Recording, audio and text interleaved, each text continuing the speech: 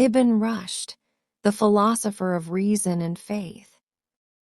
Ibn Rushd, widely known in the West as Averroes, was one of the most remarkable thinkers of the medieval world. He was born in 1126 CE in Cordoba, in Muslim Spain, Al-Andalus, into a distinguished family of jurists and scholars. His grandfather had served as chief judge of Cordoba, and his father was also a respected jurist, which provided young Ibn Rushd with a strong intellectual foundation from the very beginning. Cordoba, at that time, was a vibrant center of culture, science, and philosophy, where Muslim, Christian, and Jewish scholars lived and exchanged ideas. From an early age, Ibn Rushd displayed an exceptional intelligence and an insatiable curiosity for knowledge. He studied Islamic jurisprudence, theology, and the Quran, following the Maliki school of law, but he also devoted himself to a wide range of disciplines including medicine, mathematics, astronomy, philosophy, and literature. This broad education made him a true polymath. Among his teachers was the philosopher Ibn Tufayl, who later introduced him to the Almohad court, thus opening the door for Ibn Rushd's career as both a scholar and a statesman. As a physician, Ibn Rushd gained a great reputation for his skill and deep knowledge. His most important medical work was Al-Kulliyat fi al-Tib, the Book of Generalities in Medicine, known in Latin as Collegiate. In this book, he discussed general principles of medicine, anatomy, pathology, and therapy.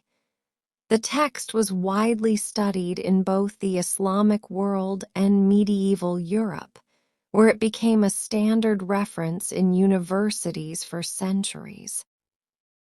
He combined theoretical understanding with practical medical advice, showing a balance between scientific reasoning and clinical application. However, it was in philosophy that Ibn Rushd left his most enduring mark. He was passionately engaged with the works of the Greek philosopher Aristotle, whom he regarded as the supreme teacher. Ibn Rushd wrote numerous detailed commentaries on Aristotle's works in logic, metaphysics, physics, ethics, and politics. Because of his clarity and depth, he became known as the commentator in Europe, where scholars saw his interpretations as the most reliable guide to Aristotle. Ibn Rushd's philosophical project was not limited to commentary. He sought to reconcile reason and revelation, philosophy and religion. He firmly believed that there was no contradiction between true philosophy and true religion, since both, when properly understood, led to the same truth.